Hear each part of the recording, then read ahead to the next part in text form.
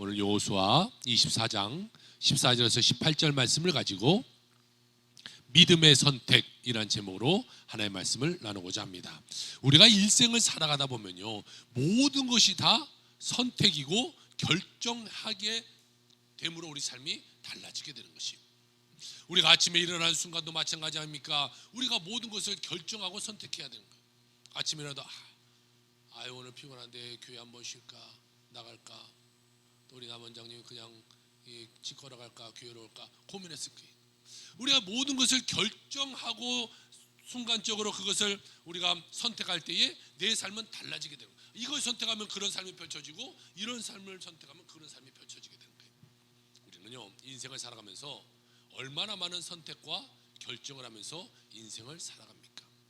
만약에 우리가 그 많은 결정 중에 한 번만 잘못 선택과 결정을 해도 우리는 큰 문제가 다가오고 어려움이 다가오게 돼요. 여러분의 삶을 살다 보면 다 그런 일이 있을 거예요. 내가 예전에 그것을 참 잘못 선택했어.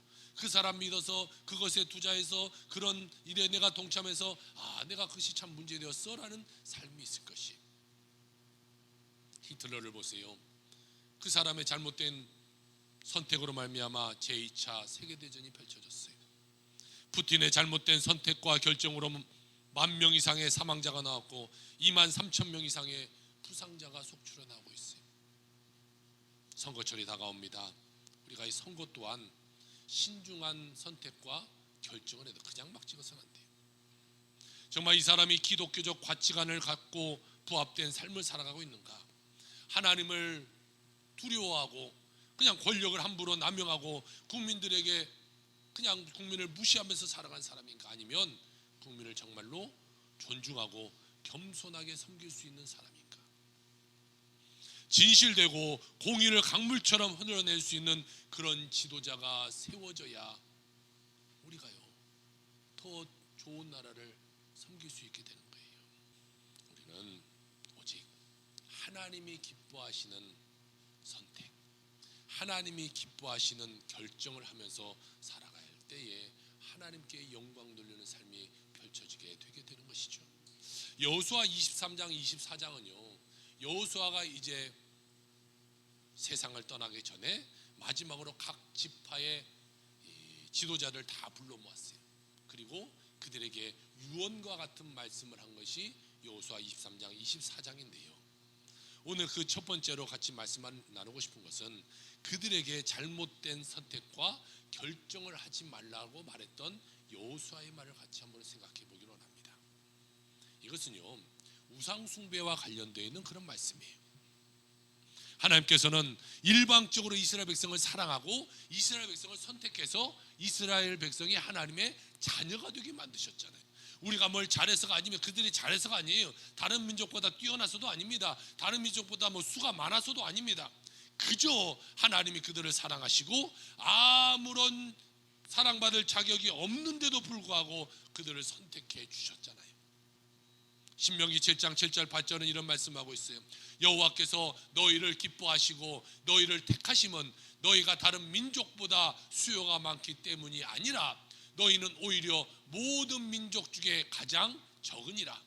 여호와께서 다만 너희를 사랑하심으로 말미암아 또는 너희의 조상에게 하신 맹세를 지키려 하심으로 말미암아 자기의 권능의 손으로 너희를 인도하여 내시되 너희를 그 종되었던 집에서 애굽 왕 바로의 손에서 속량하셨나니 라고 말씀하고 있어요. 여러분, 하나님이 일방적으로 그들을 자녀 삼아 주셨어요. 그리고 그들을 하나님의 백성 너희 이제부터 나의 백성이다 자녀 삼아 주셨죠. 백성 삼아 주셨어요. 그리고 하나님이 그들에게 말씀하기를 내가 너희에게 그렇게 은혜 베풀었으니까 너희는 우상 숭배하지 말아라 이것을 말씀했어요. 하나님은 가장 싫어하는 것이 우상 숭배예요. 그래서 제2계명이 뭐예요? 그래요. 어떻게 그렇게 잘하신지 모르겠어요. 우리 성도님들. 우상 숭배하지 말라. 하나님이 얼마나 싫어하면 두 번째에 우상 숭배하지 말라를 갖다 넣어놨겠어요. 그런데요 하나님이 우리에게 우상 숭배하지 마라라고 딱 금해놨는데 이스라엘 백성도 그렇고 우리도 그렇고요 비슷한 비슷한 점이 있어요. 하지 말라고 하면 안 해요. 하지 말라고 해도 해요. 그래 하잖아 우리가. 하지 말라고도 꼭 하는 사람이 있어요. 그러니까 하나님이 그것까지도 알고 경고했어요. 너희가 하면 이런 일이 있을 거야 라는 것을 말하고 있는데요, 그것이 여호수아 23장 16절입니다. 만일 너희가 너희의 하나님 여호와의 명령하신 언약을 범하고 가서 다른 신을 섬겨 그들에게 전하면 여호와의 진노가 너에게 미치리니 너희에게 주신 아름다운 땅에서 너희가 속히 멸망하리라 하니라, 이렇게 말하고 있어요. 너희에게 내가 지금 부탁하고 싶은 것이 있는데 절대로 우상 숭배하지 마. 만약에 너희가 우상 숭배하면 너희는 내 땅에서 쫓겨날 거야. 에덴 동산에서 쫓겨났던 아담과 하와처럼 우리가 이 땅을 살면서 하나님이 아닌 다른 신을 섬기며 삶을 살면요, 저 천국 본향에 들어가지 못하고 우리가 쫓겨남을 당하게 된다라고 성경은 이렇게 말씀하고 있다는 것이. 이스라엘 백성도 그렇고 우리도 그렇고 참 말 안 듣죠. 참 하나님 말 안 들어요. 하나님이 그렇게 경고했잖아요. 야, 하지 마이, 하지 말고 맞아 하면 너희들이 이런 일이 벌어질 거야. 그렇게까지 말했으면 여러분들 하나님 말 들어야 돼요, 안 들어야 돼요? 아니, 바꿔서 말합시다. 여러분들 하나님 말 들어요, 안 들어요? 왜 이건 대답 잘 못해요? 이스라엘 백성 너희는 잘해야 되고 나는 그냥 잘 못해도 돼요? 아니잖아요. 우리도 잘 들어야 돼요. 우리도 잘. 그런데 말 안 들어요. 이렇게 경고의 말씀이 주어졌는데도 말미암아 그들은 참 눈치가 없어요. 하나님이 너희들 그러면 혼낼 거야 라고 말했으면 이것은 정신 바짝 차리고 이건 하나님의 말씀 잘 들어야지 해야 되는데 눈치 없이 또 우상 숭배. 가나안 땅에 들어가자마자 우상 숭배하잖아요. 아니, 조금 시간이나 줘야지. 아니, 말했으면 정말 혼났으면 며칠이라도 가야죠. 40년 광야 생활 가운데 그들이 막 금송아지 만들고 막 이것이 하나님이라고 말해서 하나님이 또 혼났으면 정신 좀 차리고 조금 가야죠. 가나안 땅에 들어가자마자 거기 있는 막 우상들을 다 갖다 섬기고 자기 신처럼 그렇게 믿고 있고 이 신들이 우리를 애굽에서 인도해냈다 이렇게 말하고 있으니 하나님이 화가 나겠어요, 안 나겠어요? 우리 예수 믿는 것도 여러분들 눈치 있게 예수 믿자고요. 혼날 것 같으면 좀 안 해야죠. 아이들도 마찬가지예요. 여기도 좀 아이들 좀 있지만 엄마 아빠가 혼날 것 같으면 안 해야 되잖아. 혼날 것 같으면서도 그 선을 넘으면 안 돼. 선을. 니마 그 선을 좀 넘지 마세요. 좀 제발. 우리 아들 포함. 좀 선 좀 넘지 말자 우리가. 혼날 것 같으면 안 해야잖아요. 혼날 것 같으면. 우리가 하나님 앞에도 마찬가지예요. 하나님 앞에 이거 혼날 것 같아. 그러면 안 해야죠. 혼날 것 같으면서도 그거 왜 혼나냐고요. 그러면서 아이고 하나님 죄송해요. 그때서 왜 오냐고요. 그러니 여러분 보세요. 우상 숭배하지 말라고 했는데 우상 숭배했어요. 그러면 하나님이 용서해 줄까요? 하나님이 징계할까요? 하나님은 용서하시는 하나님이다면서요. 하나님은 사랑의 하나님이다면서요. 그러면 용서해 줘야 되는 거 아니에요? 자, 하나님은 우리의 모든 것을 다 용서해 줘요. 그러나 하나님이 야 이거 하지 마, 이거 하면 이렇게 될 거야 라는 것은 하나님은 그것은 하나님의 말씀이기 때문에 그걸 지키는 거예요. 그것이 무너지고 하나님 아이 괜찮아 이것도 용서해 줄게 그러면 하나님의 공의가 무너지기 때문에 하나님은 그건 할 수 없는 거예요. 하나님이 이렇게 한다고 하면 그거 아유 괜찮아 해버리면요 그게 하나님이에요. 이렇게 말 바꾼다고 할 거 아니에요. 그러니까 하나님의 공의는요 하나님 말씀을 다 지키는 거예요. 우리가 모든 걸 살아가되 하지 말라고 하는 것 하면 이렇게 된다는 것은 진짜로 그렇게 되게 되는 거예요. 여러분의 삶을 살면서 문제 있는 거 어려움 있는 거 다 하나님 용서해 줘요. 그런데 하나님이 뭐라고 하니까 성령 해방죄는 내가 용서하지 못할 것이다. 우상 숭배하는 건 내가 용서하지 못한다. 그것을 가지고요 하나님은 나중에 심판대에 가서 우리가 심판받고 천국 백성 될 것인가 아니면 지옥 백성 될 것인가 거기서 나누는 거예요. 우리가 뭐 얼마나 잘못했는지 이거는 별로 따지지 않아요. 회개하면 용서돼요. 그러나 성령 해방죄 우리가 우상 숭배 이건 용서가 안 되는 거예요. 그러니까 그것을 넘으면 안 되죠. 그것을. 그런데 보세요. 여호수아가 이끈 이 이스라엘 백성이요 사사 시대가요 성경에 보면 사사 시대가 있잖아요. 사사들을 보내줬던 시대가 400년이 쭉 이어지는데 이 400년은 여호수아가 이스라엘 백성들을 쭉 잃고 가나안을 점령하고 나가는 그 이야기인데 그 400년 동안 이스라엘 백성들이 약속의 땅을 다 차지해요? 아니면 못 차지해요. 눈치가 있어야 된다고 했잖아. 차지해요, 못 차지해요? 못 차지하잖아. 그럼 왜 못 차지했을까? 아니 400년 동안이나 왜 가나안 땅, 하나님이 가나안 땅 보내줬잖아요. 하나님이 이끄셨잖아요. 그러면 막 거 보세요. 막 가서 여리고서 막 무너뜨리고 막 그랬잖아요. 그런데 400년 동안 왜 그들이 가나안 땅을 다 점령하지 못합니까? 문제는 딱 하나. 그렇지. 이제는 좀 눈치가 있는 것 같아요. 좋아요. 이제 우상 숭배했기 때문에 그래요. 우상 숭배했기 때문에 하나님이 또 징계하고 그래서요 그들의 삶을 보면요 그들이 우상 숭배하고 잘못된 길로 갔어요. 그러면 하나님이 그들을 칠 거 아니에요. 깨달으라고 칠 거 아니에요. 치면은 그들은 진짜 하나님 잘못했어요. 용서했어요. 우리가 잘못했어요. 그러면 하나님이 또 사사들을 보내서 그들에게 말씀 주시고 그들의 삶을 용서해줘요. 그러면 평안이 와요. 그런데 그 기간이 오래 가야 되는데 또 다시 우상 숭배, 회개, 용서, 또 우상 숭배. 이것이 계속해서 400년 동안 반복되는 거예요.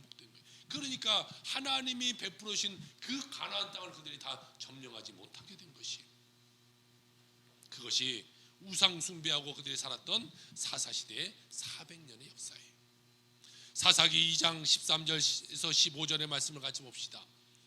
곧 그들이 여호와를 버리고 바알과 아스다소를 섬겼으므로 여호와께서 이스라엘에게 진노하사 노략하는 자의 손에 넘겨주사 그들이 노략을 당하게 하시며 또 주위에 있는 모든 대적의 손에 팔아넘기심에 그들이 다시는 대적을 당하지 못하였으며 그들이 어디로 가든지 여호와의 손이 그들에게 재앙을 내리시니 곧 여호와께서 말씀하신 것과 같고 여호와께서 그들에게 맹세하신 것과 같아서 그들이 괴로움이 심하여졌다. 자 보세요. 그들이 우상 숭배하니까 하나님 어떻게 해줘요? 그들이 이방 민족들이 쳐들어갈 때 하나님이 안 막아줘. 나 몰라.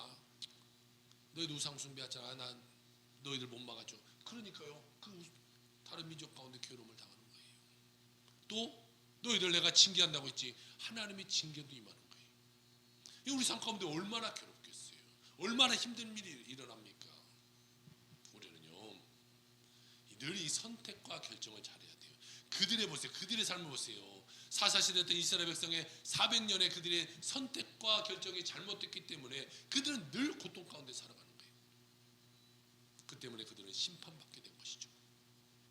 우리가 여러분 이 세상을 살아갈 때도 마찬가지예요. 이스라엘 백성들을 보면서 우리가 우리 삶을 한번 돌아볼 수 있어야 돼요. 아, 이스라엘 백성들 왜 그렇게 살았을까? 하고 끝나지 말고 그들이 그렇게 살아서 징계받았구나. 그러면 우리는 그렇게 살지 말아야 한다. 여기까지가 우리가 생각이 좀 돼야 돼요. 성경은 성경대로, 내 삶은 내 삶대로 살아서는 안 돼요. 성경이 내 삶을 이끌어갈 수 있도록 만들어야 돼요. 잘못된 것을 보고 그들이 징계받았으면 이러면 하나님이 징계하시구나. 그럼 난 징계받지 않도록 노력하는 삶을 살아가야죠. 여러분 우리가 섬기고 살아가는 우상은 과연 무엇일까? 여러분은 어떤 우상을 섬기면서 살아갑니까? 대부분의 사람들은 이렇게 말할 거예요. 목사님, 저는 우상 숭배하지 않아요. 저는 하나님만 믿어요. 보세요, 이렇게 교회 잘 와서 앉아 있잖아요. 저는 점치러도 다니지 않아요. 뭐 어디 다른데 뭐 천주교나 뭐 절이나 이런 데도 절대 가지 않아요. 여러분 우리가 꼭 그렇게 해야만이 우상 숭배일까요? 뭐 타종교회 가고 또 뭐 조상신을 믿고 점치러 가고 이래야만 우상 숭배일까요? 우리가 알게 모르게 많은 우상을 섬기면서 삶을 살아가고 있어요. 우리 말에 이런 말이 있어요. 뭐니 해도 뭐가 최고다? 머니가 최고다. 우리는요 이 돈이 최고가 된 세상에 살아가요. 돈이면 모든 것을 다 할 수 있을 것 같아요. 그러다 보니까 그 돈을 벌려고요 다른 사람 집 밟고 다른 사람 업신여기고 다른 사람 막 손해보도 상관없어요. 나만 돈을 잘 벌면 되는 거예요. 나만 소유가 많아지면 되는 거예요. 그러다 보니까요 얼마나 많은 문제가 생겨납니까? 얼마나 어려움들이 생겨나요. 잘 사는 사람이 잘 사는 것도 중요한데요 더불어 잘 사는 나라가 되면 훨씬 더 좋을 것 같아요. 정말 이 설교를 저는 이 화성시장이 좀 들었으면 좋겠어요. 이번에 보니까요, 우리가 지역 화폐가 7%로 줄었어요. 이게 10%였는데 7%로 줄었어요. 속상하더라고요, 저는요, 진짜. 아니, 그걸 쓰는 사람들은요, 어려운 사람들 거 아니겠어요? 조금 그거라도 10%라도 더 받아서 뭐라도 조금 더 해보려고 하는 거 아니에요? 그걸 줄이잖아요. 다른 거는 잘 사는 사람들 막 다 혜택 다 주잖아요. 그건 저는 잘못됐다고 생각해요. 다 잘 수, 좀 될 수 있으면 어려운 사람들이 더 잘 살 수 있도록 만들어줘야죠. 우리가 나만 돈 많이 버는 거 중요하다고 생각해서 삶을 살아가면 안 돼요. 어렵고 힘든 자들 돌아보면서 그들에게 나눠주는 삶을 살아가는 자가 되어야 돼요. 그러니까 우리도요, 우리 교회도 사실 어렵지만 우리가 최선을 다해서 우리가 도우려고 살잖아요. 정말 어른들이 계신 요양원도 돕고, 노숙자들도 돕고, 지역에 어렵고 힘든 사람들도 돕고, 어떻게든 우리가 최선을 다해서 막 도우려고 하잖아요. 그렇게 우리가 해서 같이 잘 사는 나라가 만들어야 되는 거죠. 또한 그런 사람들에게는요, 물질이 바로 우상이 되는 거예요. 물질만을 쫓아가요. 또한 권력의 우상을 섬기는 사람들이 많아요. 얼마 전에 영화를 하나 봤어요. 저는 영화를 별로 좋아하지 않는데요, 사모가 영화를 좋아해요. 그러면 어쩔 수 없이 가끔 가정의 평화를 위해서 따라가서 영화를 볼 때가 있어요. 저는 영화를 별로 안 좋아하니까 가서 잘 때가 많아요. 그런데 이번에 영화를 정말 봤는데요, 서울의 봄이라는 영화를 봤어요. 뭐 엄청 많이 봤겠죠, 다들. 근데 거기에 보니까 이런 대사가 하나 나오는데요, 실패하면 반역이요, 성공하면 혁명 아닙니까? 뭐 이렇게 말해요. 여러분 보세요. 그런 권력을 잡기 위해서 그 영화에 나오는 전두광 씨, 그 사람이 이 권력 잡기, 여러분 보세요. 영화에서 보죠. 얼마나 많은 사람들이 죽어나갑니까? 얼마나 많은 사람이 희생을 당합니까? 뿐만 아닙니까? 그 권력을 잡기 위해서 저기 뭐 여수, 순천, 광주, 부산 이런 데서 민주화 운동이 일어나니까 어떻게 합니까? 다 가서 막 폭격해서 다 죽여버리지 않았을까요? 자기 한 사람 이 권력 잡기 위해서 얼마나 많은 사람이 희생당합니까? 또 권력자 주변에 우르르르 막 따라다니는 사람들 얼마나 많아요. 와, 이 사람이 대통령 될 거, 이 사람 뭐 될 것 같은 막 그 주위에 막 많은 사람이 따라가요. 근데 우리나라 역사를 보세요. 천년만년 대통령 합니까? 천년만년 그 자리에 있습니까? 언젠가는 그 자리에 나와요. 아무리 길어야 5년이면 내려와요. 내리고 나서 어떻게 해요? 다 어디 가요? 다 이거 옷 한 번씩 하얀 옷 다 지어 입고 다 가요. 그 사람만 가요? 다 쫓아, 그 사람 다 같이 가는 거예요. 다 같이 가는 거잖아요. 여러분, 우리가 사람 따라가고 물질 따라가고 권력 따라 살아가는 것, 이 모든 것이 다 매일 수 있다라는 것이죠. 또한 내 마음에 이 교만의 우상이 있어요. 나만 잘났어요. 내가 최고야. 저 사람 무시하고, 나보다 못 배웠으니까 무시하고, 나보다 못 가졌으니까 무시하고, 나보다 어리니까 무시하고. 여러분, 무시해서는 안 돼요. 특별히 어린아이들도 있지만 어린아이들도 무시해서는 안 돼요. 이 쟤는 뭐 나보다 어리니까, 야, 너 일로 와봐. 무시하고는 안 돼요. 아이들도 잘 존중하고 대해줘야 돼요. 또 교회에서요, 나보다 나이가 어리다고 막 하면 돼요. 막, 야, 누구 뭐 이름 부르고 그러면 안 돼요. 늘 집사님, 권사님 이렇게 같이 우리 불러줘야죠.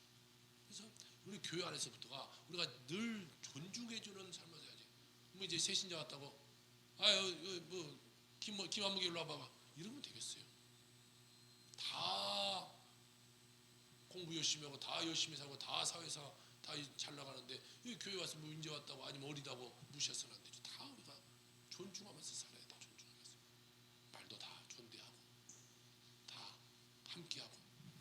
내가 최고야, 나는 이러니까 내가 무시하면 안 되죠. 정말 교회에서요, 나는 목사니까 어이 장로 일로 와봐. 뭐 그런 목사님도 있대요. 제가 어디 가서 보니까 어이 김권사 일로 와봐 이렇게 하면 되겠어요? 존중해요. 서로 우리가 존중하면서 살아가야죠. 존중해야 또 존중을 받게 되는 거 아니겠어요? 우리가 교만하지 말고 남을 잘 대하는 여러분에게 주를 축복합니다. 우리가 기억해야 될 것은요, 하나님보다 내가 더 사랑하는 것이 있다. 이것은 뭐다? 우상이다. 우상. 그래서 오늘 우리가 오직 하나님의 영광에 살아가는 여러분 모두가 되길 주 이름으로 축복합니다. 두 번째로 우리는 주님 앞에 올바른 선택과 결정을 해야 된다는 것이, 여호수아가 그들에게 강력히 축구합니다. 오늘 14절 말씀을 봅시다. 그러므로 이제는 여호와를 경외하며 온전함과 진실함으로 그를 섬기라. 너의 조상들이 강 저쪽과 애굽에서 섬겼던 신들을 치워버리고 여호와만 섬겨라. 16절로 가서 봅시다. 백성이 대답하여 이르되 우리가 같이 읽습니다. 시작. 결단코 여호와를 버리고 다른 신들을 섬기기를 하지 아니하오리니, 이렇게 말해요. 그들도 똑같이 여러분과 같이 말했어요. 하나님 절대로 이제는 하나님이 아닌 다른 신을 섬기지 않겠습니다. 그리고 또 섬겼을까요, 안 섬겼을까요? 더 우상 숭배했다는 거죠. 말은 잘해, 우리가 말은 엄청 잘해요. 우리가 우리 일생을 살아가는 동안 하나님 앞에 정말로 우리가 옳은 선택, 옳은 결정을 해야 돼요. 하나님이 기뻐하시는 선택, 기뻐하시는 이 결정이 무엇인가, 우리는 늘 이걸 생각해야 돼요. 그러니까 우리가 늘 삶에 두 갈래가 나와요. 그럼 우리가 뭘 선택할 것인가? 나에게 이익이 될 것인가? 나에게 돈이 되나? 내 자리가 유지되나? 이것을 쫓아갈 것이 아니라 늘 이 갈림길에서 우리가 물어봐야 돼. 하나님, 이게 하나님이 기뻐하시는 일입니까? 이게 하나님이 기뻐하시는 일입니까? 그리고 하나님이 기뻐하시는 일을 쫓아 살아가는 자가 되어야 돼요. 내가 좋아하는 일을 쫓아 살아가는 자가 되어서는 안 돼요. 하나님이 좋아하시는 것, 하나님이 원하시는 것을 선택하며 살아가는 자가 되어야 되는 것이죠. 여러분, 대학을 전공할 때도 마찬가지예요. 요즘 아이들은요, 예전보다 꿈이 없다고 그래요. 중학생, 고등학생을 물어봐, 네가 꿈이 뭐냐면 꿈이 없어요. 다들. 너 무엇을 전공하고 싶어? 너 뭐 하고 싶어? 그냥 성적 나오는 대로 대학 간대요. 그렇게 가는 자들이 많아요. 아니면 그냥 부모가 시키는 대로 가는 자들이 많아요. 그렇게 대학을 간들 잘 적응하겠습니까? 저는 중학교 2학년 때부터 꿈이 목사였다 보니까 신학대 가고 신대원 가고 당연했어요. 그렇게 신학대학에 가서 보니까요, 그 신학대학에 온 친구들 중에 안 오고 싶은데 온 친구도 있어요. 어떤 자들이면 대부분 아빠가 목사인 아들, 아빠에 떠밀려서 하는 거예요. 나 목사니까 너도 목사해야지 보내는 거예요. 그런데요, 그 대학을 졸업하고 지금 한 25년이 지나서 보니까요, 그렇게 떠밀려서 온 아이들이 목회하고 있는 친구들이 없는 것 같아요. 그렇죠? 다 학교 다니다가 그만두든지 또 나중에 더 이상 진학을 못하고 그만두든지 다 그냥 관두더라고요. 여러분, 우리가 아이가 대학을 선택할 때도 아이가 선택할 수 있도록 해야 돼요. 또 여러분 보세요. 결혼도 부모가 이렇게 하고 그렇게 결혼시킨들 그 아이들이 행복한 삶을 살겠냐는 거죠. 중요한 것은요, 본인에게 하나님이 주신 재능이 무엇인가를 깨달아야 돼. 그래, 하나님이 나에게 이런 재능을 주셨구나. 여러분, 우리 모두에게 하나님이 다 재능을 주셨어요. 나에게는 이런 재능 준 것이 없어요. 나는 잘하는 것이 없어요. 아니, 우리 모두에게 하나님이 재능을 다 줬어요. 그것을 깨달아야 돼요. 그래서 그 재능이 무엇인가를 알고 하나님의 뜻에 따라 하나님이 원하시는 선택을 해야 되는 거예요. 여러분, 그래서요, 여러분 자녀도 이렇게나 막 밀어넣지 말고 그 아이가 하고자 하는 것을 시켜야 되는 거죠. 그러면서 너 기도 많이 하고 하나님이 기뻐하시는 선택해야지. 그렇게 해라. 그렇게 부모는요, 아이에게 권면해 줄 수 있어야 되는 것이에요. 전공을 선택할 때도 그렇고, 직장을 선택할 때도 그렇고, 사업을 선택할 때도 그렇고, 모든 것이 우선순위는 뭐냐? 하나님이 기뻐하시는 일인가? 이것을 우리가 늘 따져봐야 되는 것이.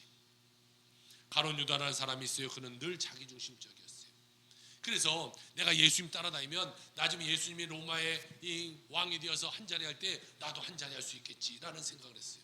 그런데 보니까 예수님이 고난을 받네요. 들리는 소리에 보니까 예수님이 곧 잡혀서 십자가에 달려 돌아가실 것 같네요. 그러니까 그가 가서 예수님을 은삼십에 갖다 팔아버렸어요. 그 후에 어떻게 됩니까? 목매달아 자살하고 떨어져서 창자가 터져나와 죽었어요. 베드로라는 사람이 있습니다. 그는 가야바뜰에서 예수님을 3번이나 모른다고 그는 외쳤던 사람이에요. 성경은 엄청나게 유하게 이야기하고 있죠. 사실은 그보다 더 좋지 않은 말투로 했을 거예요. 정말 가장 최악의 욕을 섞어서 나는 예수를 모른다고 그는 말했을 것이 잘못된 선택과 결정을 그게 하게 된 것이죠. 그리고 부활하신 예수님을 만난 후에도 그는 제자도의 사명을 잃어버렸어요. 그리고 다시 갈릴리로 돌아가서 어부가 되었어요. 부활하신 예수님이 그 자기를 부인하고 떠난 베드로를 찾아 갈릴리 바다로 갑니다. 저기 가서 보니까 베드로가 배에서 그물질을 하고 있어요. 예수님이 멀리에서 물어봅니다. 여보시오, 고기 좀 많이 잡았소?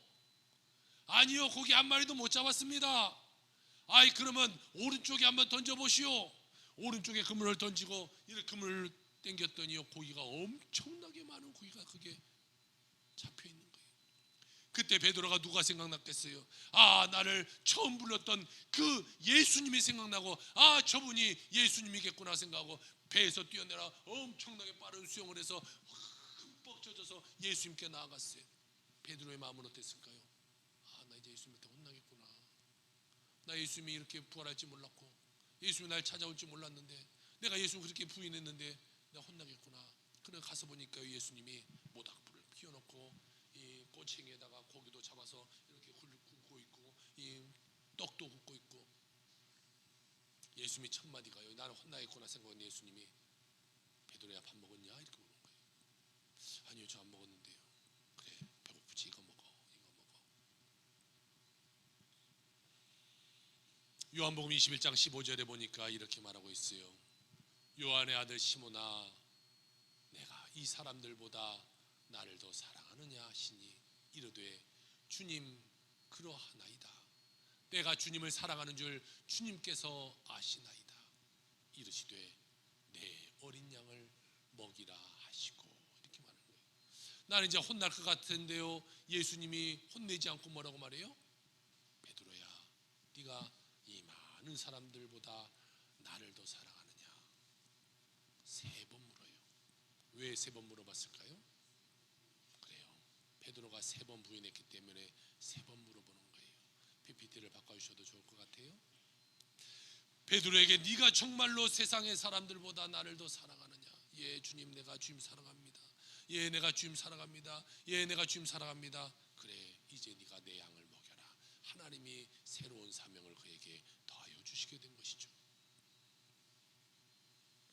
여러분, 하나님이 오늘 우리에게도 똑같이 물어보고 계시는 거예요. 네가 세상의 사람들보다 나를 더 사랑하느냐? 네가 세상의 사람들보다 나를 더 사랑하느냐? 그럼 여러분은 무엇라 고백하시겠습니까? 그렇게 말 안 하고 주님 앞에 있겠습니까? 내가 주님을 사랑합니다. 같이 한번 볼까요? 시작. 내가 주님을 사랑합니다. 여러분, 주님만 사랑한다고 고백할 수 있는 여러분의 삶이 다 되시기를 주의 이름으로 축복합니다. 3번째로, 온전한 섬김의 삶을 살으라. 여호수아는 우리에게 말씀하고 있어요. 이스라엘 백성이 여호수아 앞에서 여러 차례 그들이 하나님을 잘 섬기겠다고 약속해요. 오늘 16절을 봅시다. 백성이 대답하여 이르되 우리가 결단코 여호와를 버리고 다른 신을 섬기지 아니하오리니. 24절입니다. 백성이 여호수아에게 말하되 우리 하나님 여호와를 우리가 섬기고 그의 목소리를 우리가 청종하리이다 하는지라. 25절로 갑시다. 그날에 여호수아가 세겜에서 백성들과 더불어 언약을 맺고 그들을 위하여 율법과 법도를 제정하였더라. 여러분, 성숙한 그리스도인은요, 그리스도의 말씀대로 살아가는 데 있는 거예요. 그 말씀이 우리 삶의 내비게이터예요. 그것이 내 삶을 이끌어가도록 만들어야 되는 것이. 여러분, 우리가 말씀대로 살아갈 때에 큰 복이 임할 줄 믿으시기 주 여러분 축복합니다. 여러분, 사람의 음성 듣고 따라가지 말고 말씀 통해 주님의 음성 듣고 주님 따라가라 살아가는 여러분 인생이 되시기를 주 여러분 축복합니다. 말씀이 생명이요, 말씀이 능력이요, 말씀이 기적이요, 말씀이 축복이요, 말씀이 은혜인 것을 깨닫게 주 여러분으로 축원합니다. 야고보 사도가 보니까요, 많은 사람들이 예수 믿으면서도 입술만 살아있는 걸 봐요. 우리가 예수 믿는 사람들 보세요. 뭐가 잘 살아있어요? 교회 다니는 사람 보세요. 착하잖아요. 세상 사람들이 절대 안 집니다. 교회 안에서도 보세요. 교회 오래 다니면 오래 다닐수록 이게 엄청 살아있어요. 이걸로는 막 사람을 죽였다 살렸다 다 해요. 그들도 마찬가지. 그들도 그렇고 이게 좋아, 이게 좋아. 그래서요, 이 야고보서 사도가 보니까 이 이스라엘 백성도 이게 너무 좋은 거예요. 입술만 살아서 말은 잘해. 그런데 뭘 못해요? 행동을 못해. 참 우리 그리스도인들 참 그게 문제예요. 세상 사람보다 말로 먼저 둘째가 안 하면 서러운데요, 행동이 못 따라가는 게 늘 문제잖아요. 남한테 이래라 저래라 잘해요, 교회 안에서도. 그런데 나는 그렇게 못해. 그래서요, 그들에게 권면할 말씀을 편지 써서 보내주는데 야고보서 2장 14절입니다. 우리가 한번 우리 자신을 한번 돌아보면서 같이 읽어보자. 시작. 내 형제들아, 만일 사람이 믿음이 있노라 하고 행함이 없으면 무슨 유익이 있으리요? 그 믿음이 능히 자기를 구원하겠느냐? 말만 한다고 우리가 천국 가는 것이 아니다. 뭐가 따라야 된다? 행함이 있어야 된다. 행함이. 우리 여러분 모두가 사랑의 용사들이 되어서 여러분 주위에 고난받고 힘들고 어려운 모든 사람들에게 주의 사랑을 전달하며 살아가는 여러분의 삶이 다 되시기를 주의 이름으로 축원합니다. 멕시코 선교 사역을 하다가 큰 사고를 당한 우리 김윤상이라는 이 선교사님이 있어요. 몇 해 전에 이 다니엘 기도회에 나와서 이렇게 간증하는 모습이에요. 그 부인되는 아내 사모님이 있는데 박민경이라는 사모님입니다. 그분이 책을 이렇게 하나 쓰셨어요. 당연한 것은 아무것도 없다. 예전에 그것에서 간증을 하고 또 유튜브에 올라오는 그 영상을 보니까요, 다니엘 기도회가 2개로 나눠서 올라가 있는데 합해 보니까 한 90만 뷰 나왔어요. 그리고 작년에도 또 간증한 것이 나왔는데 거기 보니까 85만 뷰가 나왔어요. 이게 적어도 한 170만 명에게는 큰 감동을 전해준 이 간증인데, 이 남편 김윤상 선교사와 이 아내 박민경 사모가 결혼하고요, 우리가 하나님을 위해서 헌신하자 과테말라로 가서 선교를 하고 있어요. 그러던 어느 날 하나님이 그들에게 찾아와서 말합니다. 야, 나와 같이 광야로 가자. 나와 같이 멕시코로 가서 사역하자. 그래서요, 하나님 말씀 따라 멕시코로 가서 사역합니다. 여러분 보세요. 하나님이 과테말라에서 잘 선교하고 있는 자들에게 멕시코로 가자고 했으니까 멕시코의 삶은 축복이 있겠어요? 아니면 고난이 있겠어요? 고난이 있어요? 축복이 있어요? 하나님이 가자고 했으니까, 하나님과 동행하니까 무슨 일이 일어나겠어요? 그런데 멕시코 간 지 1년 2개월 만에 남편 선교사가 아주 큰 교통사고를 당해요. 우리 같으면 원망하지 않을까요? 하나님 도대체 뭡니까? 하나님이 멕시코 오자면서요, 근데 멕시코 와서 왜 남편을 이렇게 중환자를 만들었습니까? 그의 가족 사진을 한번 보여주세요. 이 세 자녀가 있는 이 단란한 가족이었어요. 그런데 그 시골에 가서 엄청나게 큰 사고를 당하니까요, 여러분 우리 한국에 병원 가면요, 다 병원 가면 엑스레이 있고 다 뭐 내시경하고 다 뭐 수술할 수 있고, 우리 뭐 한국은 얼마나 잘 돼 있습니까? 그런데 이 멕시코 그 시골에는요, 엑스레이도 없어요. 뭐 하나 검사할 수 있는 것도 없어요. 약제 하나도 제대로 살 수 있는 곳이 없어요. 그런데 완전 의식불명 뇌사 상태에 빠져 있었어요. 사진 한번 올려주시겠어요? 완전히 의식이 없는 저런 상태로 교통사고 나서 누워 있는 거예요. 의사들이 말합니다. 더 이상 희망이 없습니다. 이제 마지막을 준비하세요. 다 의사들이 손을 놨어요. 그런데요, 이 사모님이 희망의 끈을 놓지 않았어요. 나의 주님은 하나님이시다. 나의 주님은 하나님이시다. 이것을 고백하면서 그가 계속해서 주님 앞에 기도로 매달립니다. 그러면서 그녀가요, 계속해서 하나는 한 가지 했었어요. 감사합니다. 감사를 드려요. 그녀가 이와 같은 감사의 기도를 드려요. 감사로 이 상황을 주께 맡기니 두려움을 압도하는 주의 평안이 내 깊은 곳에서부터 차올라 흥건히 적셨다. 내 두려움을 하나님께 맡기니까 하나님이 나에게 평안을 주셨다고 말하고 있어요. 이 소식을요, 이 사모가요 SNS를 통하여 막 이 남편의 상황을 알려요. 그러니까 많은 기도의 동역자들이 이 SNS를 통해서 보면서 이 선교사님이 이런 일을 당했네, 지금 이런 어려움이 있네, 지금 뇌사 상태에 있어서 이런 고난을 갖고 있네, 같이 막 기도하는 거예요. 중보하는 거예요. 시시각각 남편의 그 상태를 계속해서 이 SNS를 통해서 보고합니다. 그러면 모든 사람이 같이 기도해요. 여러분, 기도의 동역자가 함께 그렇게 기도했어요. 그들은 똑같은 한 목소리를 외쳤어요. 사망의 음침한 골짜기를 이제는 지났다. 사망의 음침한 골짜기를 지났다. 믿음으로 선포하고 다 동역자들이 같이 기도했어요. 그랬더니 여러분, 어떤 일이 일어났겠어요? 남편이 일어났겠어요? 못 일어났겠어요? 근데 못 일어나네. 어떻게 돼요? 같이 기도하는데도 못 일어나요. 전혀 일어날 기색이 안 보이는 거예요. 그러면 우리는 어떻게 하겠어요? 포기해야 됩니까? 기도해야 됩니까? 그래도 또 기도했어요. 또 기도하고 또 기도했더니요, 24일 만에 이 선교사님이 의식이 돌아왔어요. 그런데요, 이 선교사님이 딱 처음 의식이 돌아와서 한 말이 바로 저거예요. 예수 보혈 구원. 예수 보혈 구원. 아니, 뇌사상에서 깨서 첫 마디가 바로 저 말하는 거예요. 예수 보혈 구원. 그것에 기적이 일어났고, 이것은 반드시 하나님의 기적인 것을 모든 사람들에게 달렸어요. 그래서 박민경 사모님은 이런 간증을 합니다. 이 사고를 통해 예수 보혈만이 우리의 능력임을 깨닫게 되었습니다.